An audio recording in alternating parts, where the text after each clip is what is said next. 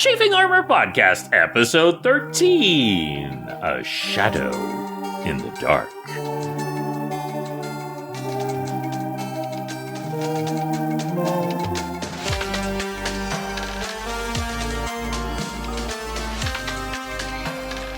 Welcome back to the Chafing Armor Podcast. I'm your host and irascible Dungeon Master, Michael. And with me tonight is James. James, tell us who you will be playing. Hello, everyone. My name is James, and I am playing Lexicon, a warforged bard. Beep boop. And also with us tonight is Dare. Dare, tell us who you will be playing. Howdy, y'all. I'm Dare, and I'm playing Jack Hasenpfefffer, one of 30 rabbit fae children. And he is an alchemist artificer. Indeed. And also with us tonight is Riley. Riley, tell us who you will be playing. Hi, I'm Riley, and I'm playing Torrent Wobbletail, a Tempest cleric Axolotl. And last but not least, we have Izzy. Izzy, tell us who you will be playing. Hello, everyone. My name is Izzy, and tonight I'll be playing Gideon, the mind flayer in a human skin suit rogue. When we last left our players, after much adventuring, they finally found their way to the archive, finding that it was housed of the archivist, who claims that inside is a scroll for every single contract between a devil and another creature. We also find that he has a most unusual companion who is very good at making copies of said scrolls. He made a hero's feast for the players, for the characters, with some very interesting revelations about what food that they would like best, and he told them that it would be very useful should they survive. They were immediately teleported into the stacks below, where they were accosted by a Rudderkin demon, not devil, only to have that creature assassinated by an even more powerful demon. And we are going to continue with the current with the current roles, and so that will actually bring it to Riley as Torrent. You have just seen this Rudderkin, this horribly misshapen demon, slain by this dark, skeletal, horrifying-looking demon, and it then, poof, teleports away, leaving a copy of itself standing there, grinning at you evilly. You said it spoke English last, or common? It did. It spoke perfect common. And it said, "You are all going to die." All right, so we're going to just start out with guiding bolts. Let's see. Okay, and I assume that you are this guiding bolt is towards the creature that is remaining there. Okay. Yep. Let's see. Does an 18 hit that creature? It most certainly does. Awesome. Ooh, that's way better than last time. That's 19 points of damage. Well, this creature that is grinning at you and menacingly, when your guiding bolt strikes it, that radiant damage spreads throughout it, and it is destroyed. It vanishes in a puff of smoke. Unfortunately, it also, when it explodes, sends out a spray of acid. Ew.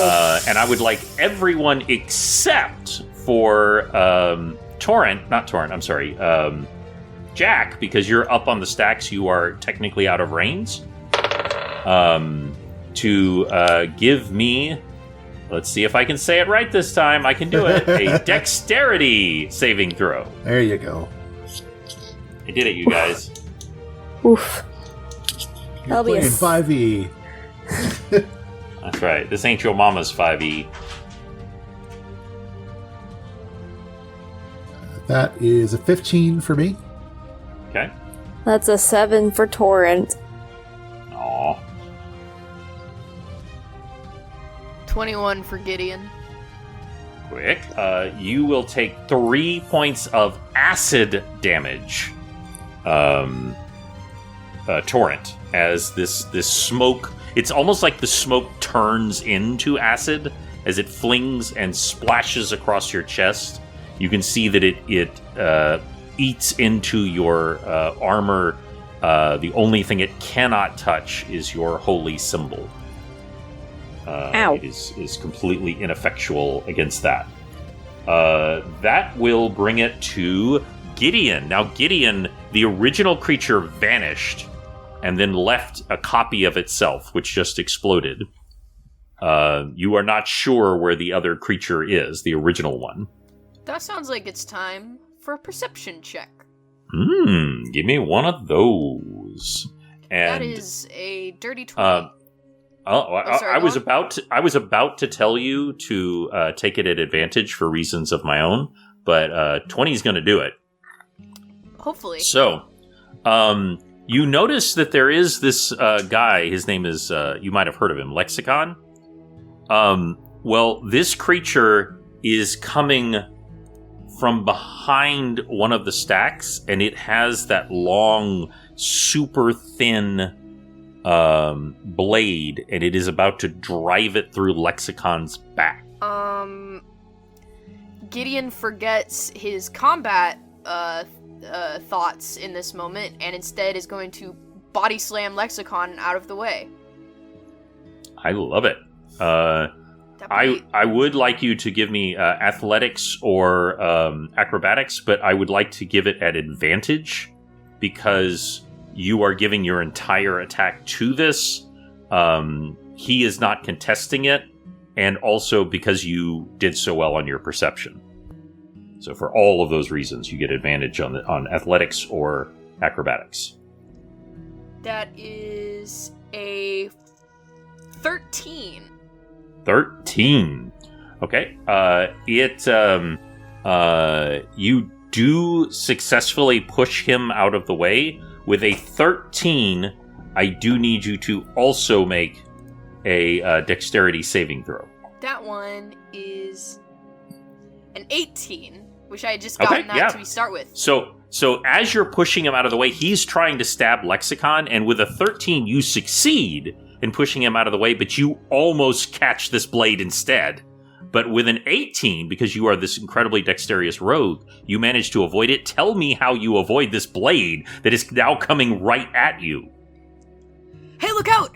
He shouts and pushes Lexicon out of the way, but he's just sort of standing there, and then he drops to the floor like a dead drop, and now he's and sort of like does a little to say that he's not prone now, he does a little tumble and stands up, now sort of having switched places with standing right where the monster was a second ago before it lunged forward towards the two of us.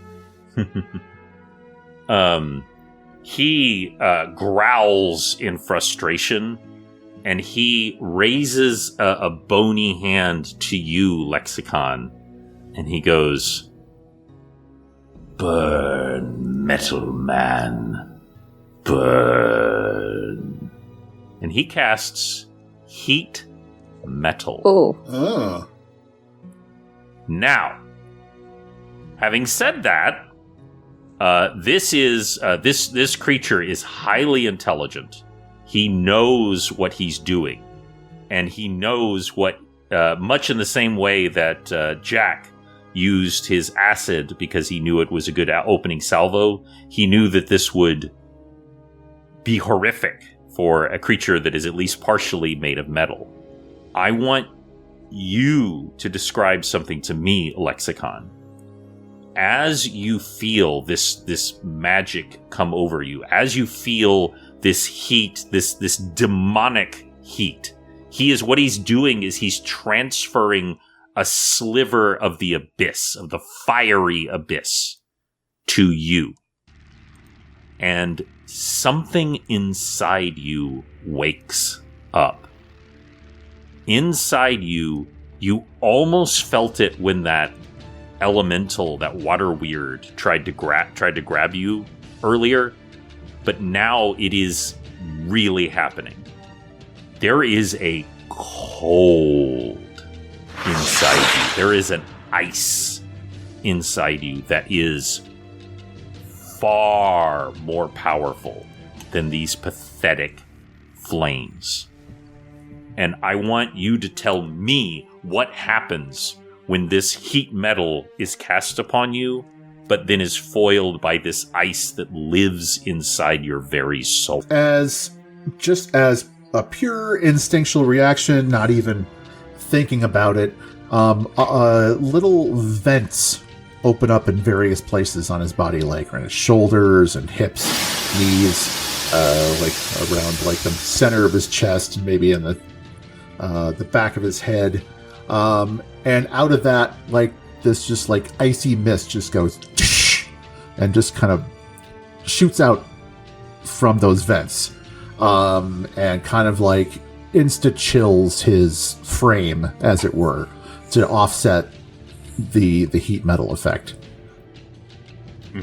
I absolutely love it. And when what you also feel and sense is it's not so much the metal itself that is cooling, it's actually the parts of you that are wood that is generating the cold, that is sending it out, and it's like almost like a counter spell to this heat, and it just instantly puts it out.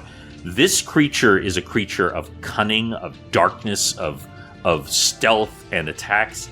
It is flummoxed by what it is seeing, and is actually caught by surprise by what happens. And that actually brings it back to Lexicon. It wasn't somebody else before me? No. I'm sorry. No. You're right. Jack is first. Okay. I'm sorry. I was going to say, I thought somebody was Jack is first. You are up above in the stacks. You had fired your acid at the first creature. And this creature you, especially Jack, being able to see up from above, what you think happened, it all happened so quickly, is this creature let y'all injure it till it was weakened and then took it out. As they were probably stalking each other. But Jack, it is now your turn. And so Jack, seeing what's going on and the attack on Lexicon, will re-aim and squeeze the second sheep's stomach bag on the squirt gun and launches another caustic brew, and so the demon has to do a dexterity saving throw. 5, that would be a 13. It fails. The earlier one was a 2 and then a 4. This one rolls a 7. So even with its bonuses, it fails. This creature, by the way, has several resistances. It has one immunity, which I'm just telling y'all because I feel like it. But none of them are acid. So do that damage. So that is 2d4. And that time is max damage, 8 acid damage. And it will take 2d4 damage at the end of each of its turns. Right. It takes 8, and the acid splits and hits on it, and you get like in its head area because you're shooting from above, and it's totally caught by surprise and is looking up you with a hatred that you don't think that you've ever seen before, because you've never looked into the eyes of a demon before. And you almost, and I don't mean this just like in the ooh way, you almost feel weak looking at its gaze as it starts to lock gaze with you. But nothing happens quite yet. He will move 15 feet away from the demon down the top of the stack, so that he is at least 30 feet away from it. Okay, and my question is, are you going to leap down so that you're on the ground level, or are you going to stay he's definitely staying on the top of the stacks. I thought so, but I just wanted to make sure for thing. Again, I would like a acrobatics or athletics, but again, with your rabbit hop ability, this is literally what you do naturally. with advantage. Oh, with advantage. Okay. Yes, because of your ability. That is a 19. Okay. And you just effortlessly land, and you can see a book that's been carelessly placed up here, God knows how long ago. And in common, it says infernal spells for love and profit. You just your brain just reads it in the middle of that slow time, that bullet time of combat, and that will bring it to Lexicon as you are facing off with this creature that tried to. You don't know what would have happened if that heat metal would have been successful, but you think it would have been very bad for you. Yeah. Tell me more about what this guy is wearing and holding. He is as naked as the day is long. I say that he does have a leather strap around his belt area, and that is got a scabbard for this incredibly long, thin blade. But other than that, and it's got maybe two incredibly small pouches on it. But other than that, he is completely naked, and he has a long, thin, long sword. Okay, so he does have a long sword. All right. All that residual heat that was thrust upon him kind of collects at his shoulder, where that little pop-up turret where he fires his firebolts from, kind of oozes up and collects into there, and that turret comes out and fires what looks like I want to say a laser beam, but nobody knows what that is in this environment. But a very red hot, very fine line of heat comes from it and hits his sword, and he casts heat metal on his sword. I love this so much. So I am going to. This is definitely a rule of cool moment. This succeeds because of the energies being returned back to him, and because of certain arcane things that are happening that I'm not going to tell you. I would like you to roll 4d6 damage. Well, normally it's 2d8 fire damage. Okay, then 3d8 fire damage. So this creature has resistance to fire. However, this specific and just this one will not be resisted. It will go straight through, and we'll do 3d8. Oh, nice. That is 16 points of fire damage. 16. That is pretty good. His hand burns. The longsword drops from his hand.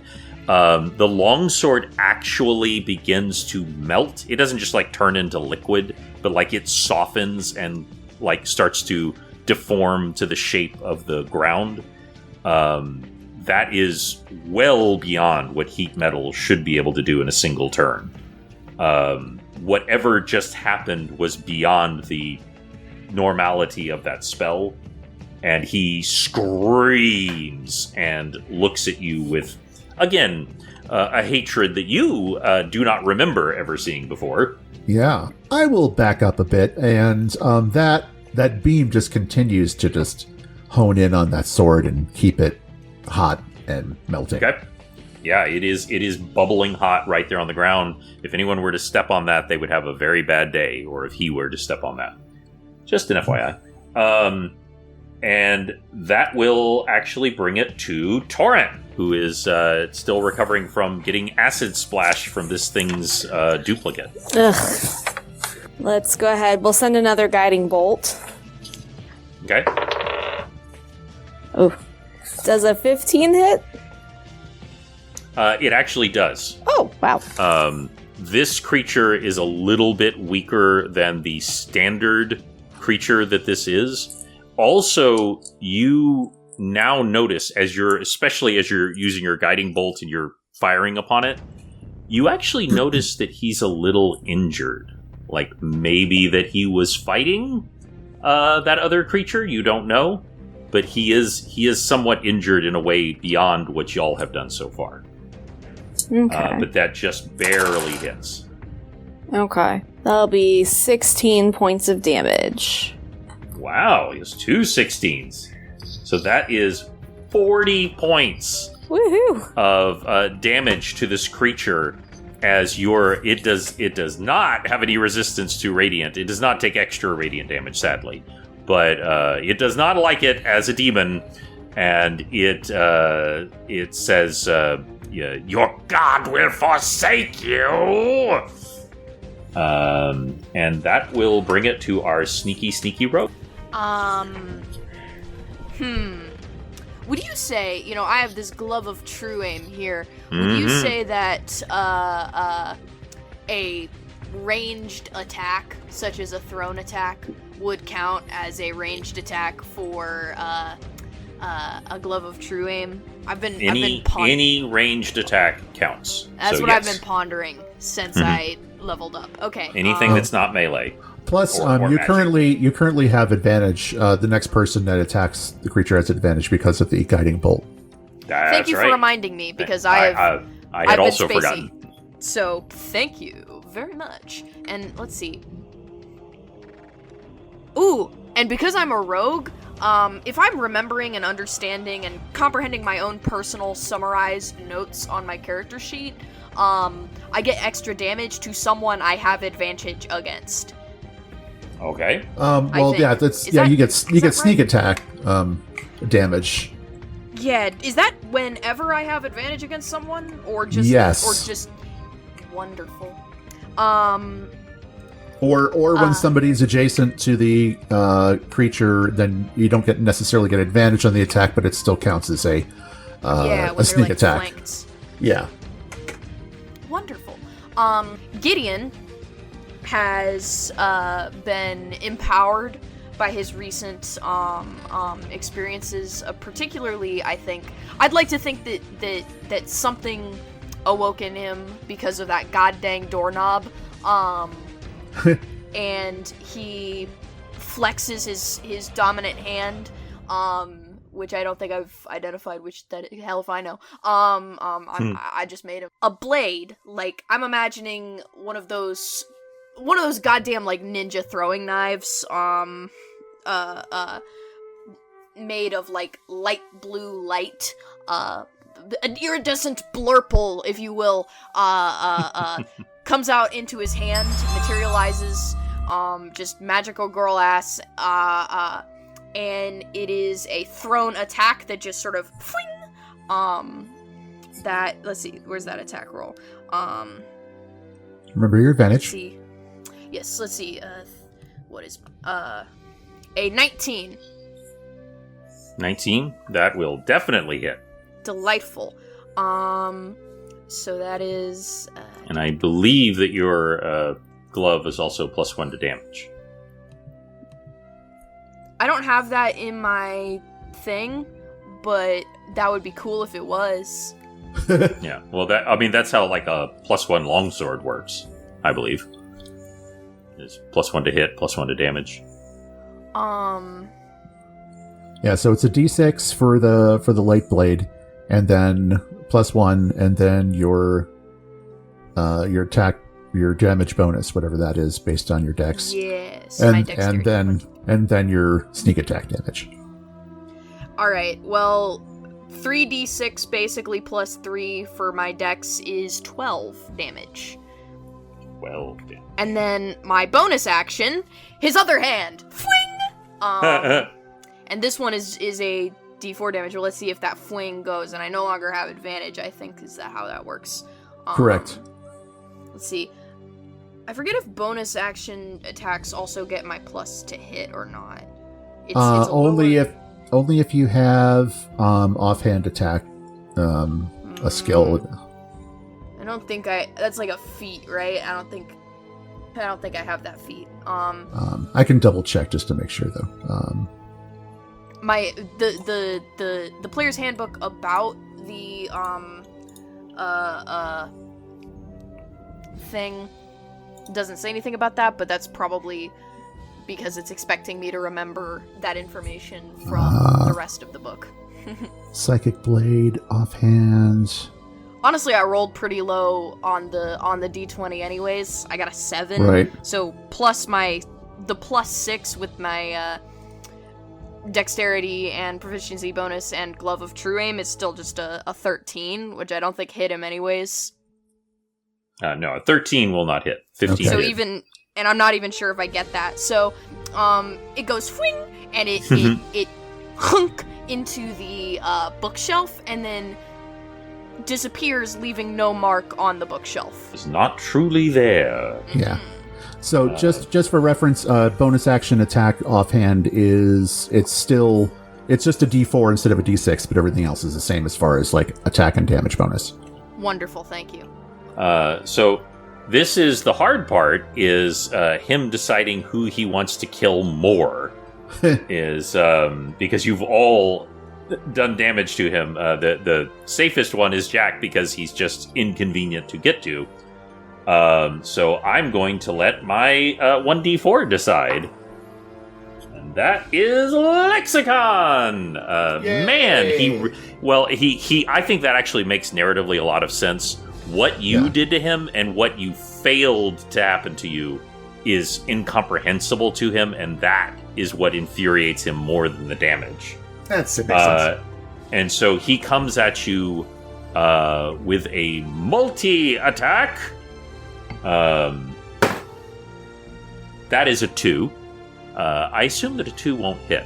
That does. He does hit, have advantages, but what is your armor class? 14. 14. Yeah. That is a 19 total. So I assume that will hit. That is correct, sir. Okay, and he will. Ooh, that is yucky. I'm really glad he didn't hit you the first time. He's going to do 7 points of slashing damage to you. I assume you're still. Are you still up? Oh yeah. Yeah. And then, as his claws rake across you, he does an additional 3 points of acid damage as they hiss and burn into your skin. He is then going to look at you, and he is going to cast Weakening Gaze upon you, which is you need at least a DC 11 for saving. No, I'm sorry, 13. Oh, I'm sorry, 13. It is actually a Constitution saving throw. Sorry, not a... okay. Yeah, Constitution saving throw. Nice, I got a 15. Well, you tell me how you were... This is a supernatural attack designed to weaken you, to sap you of strength and confidence. Mm-hmm. How do you resist this attack? I mean, how is it coming at me? Is he, like, looking at me?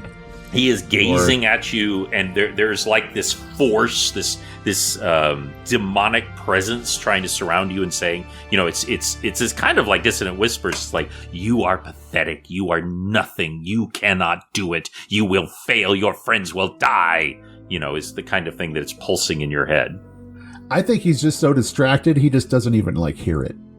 Yeah. It's the joke that the barbarian resists the Cthulhu-like attack because he doesn't understand what horrors beyond reality are. Yeah, he was just kind of tuned it out and was thinking about something else at the time, and it just didn't even register. He's so beautifully nonchalant like that. Okay. And with that, he is going to teleport away, and there is another him standing Before there. he teleports, he takes 5 points of acid damage. Thank you so much for reminding me. I appreciate that. Jack, heads or tails? Tails. Peter Cottontail. Okay. He barely is hanging on. I'm afraid it was heads. He is barely hanging on as he teleports. Some of his tail falls off as the acid cuts through it, and he screams. But there's another him standing there as he does so. And that will actually... Yes?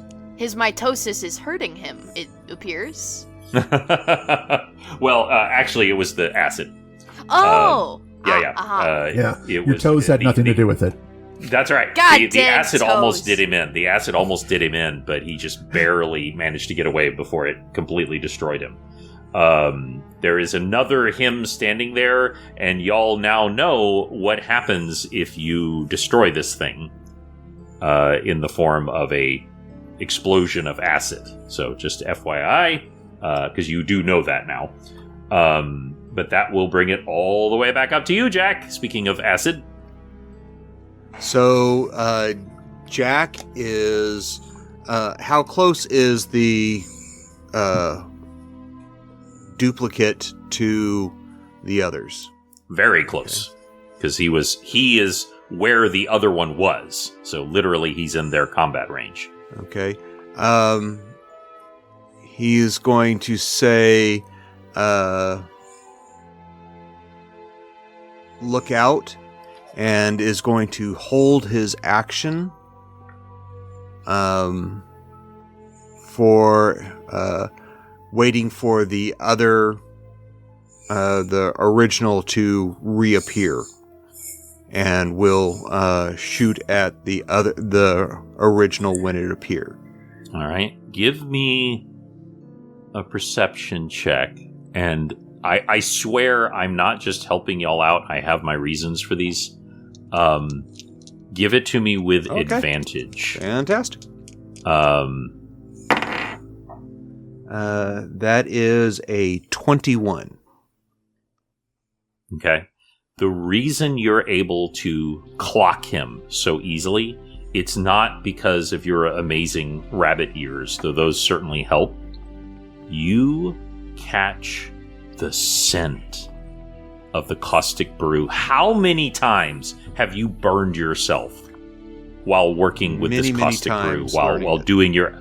So many times, and that smell of your burning fur and flesh, you smell the caustic brew as it nearly ended him, as he comes into being about 10 feet behind everyone, setting himself up to attack Torrent from behind because she has the best angle for him to attack.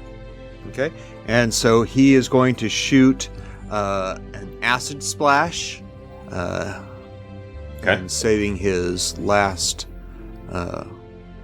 first level spell slot. So that is a 22. It's a critical hit, natural 20 plus 2 with acid splash. And so that is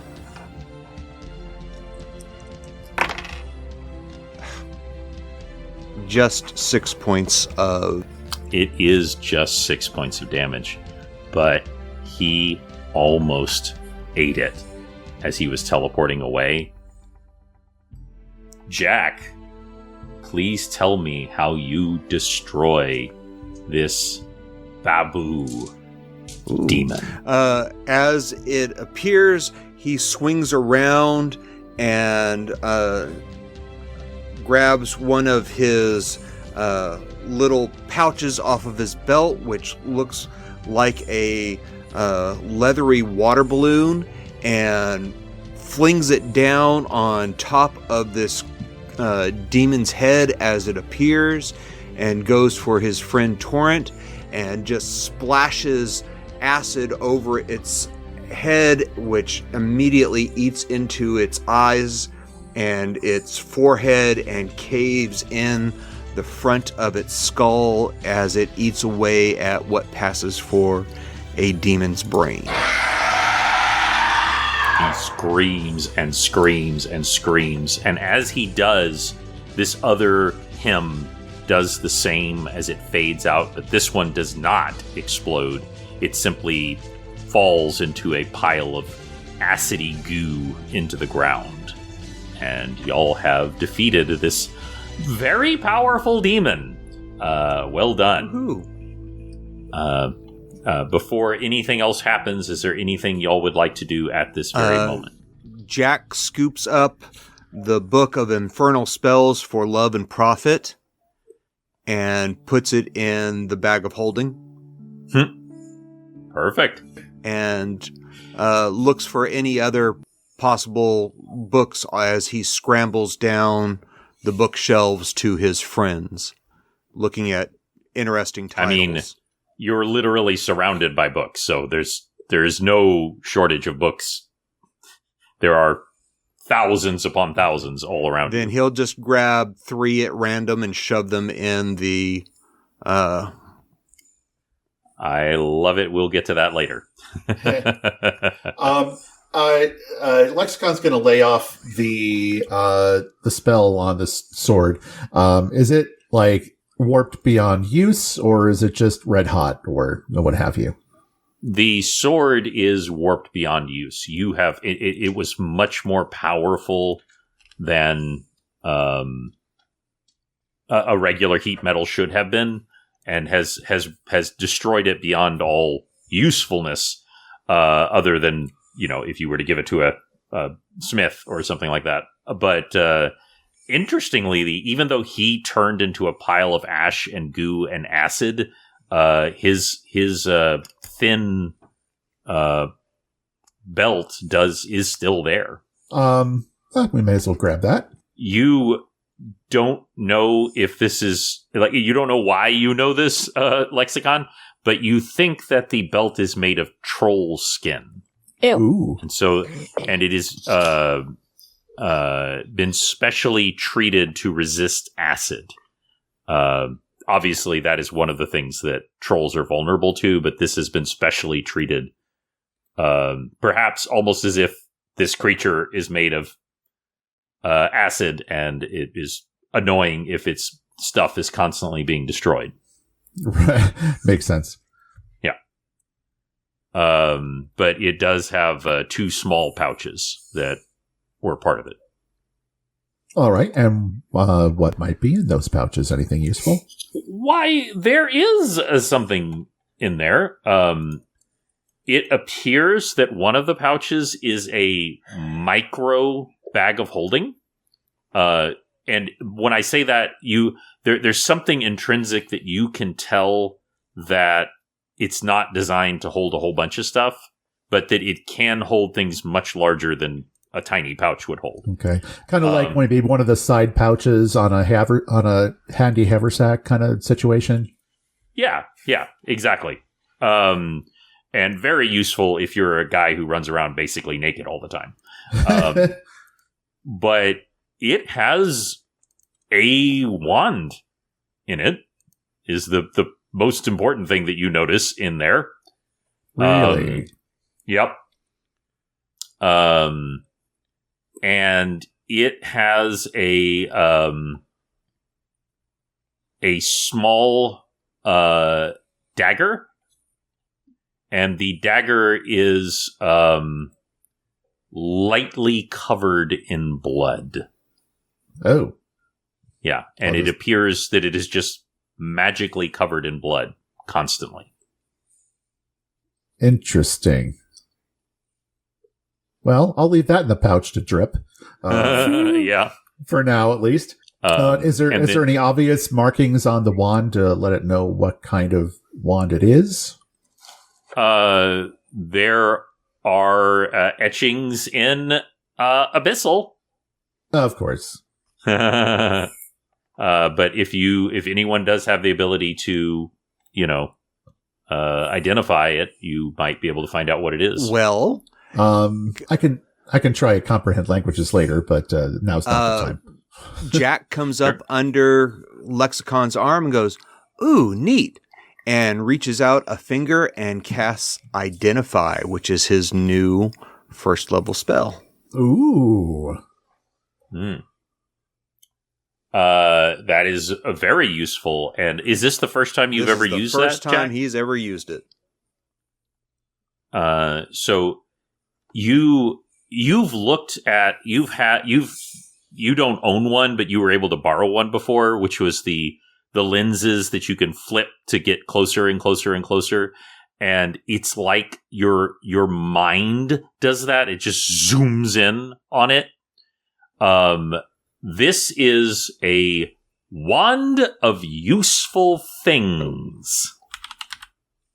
And it does useful things. It appears that if you use this wand in combat, there is a chance that it will simply do a useful thing for you in that circumstance. And that it is up to the magical skill of that person casting the wand. But you don't know what those things are. Interesting. Okay. Yeah. But it is, you can mark that down, Wand of Useful Things, and if you want to make a note, it is an Arcana check to determine what it does. Okay. Or how powerful it is.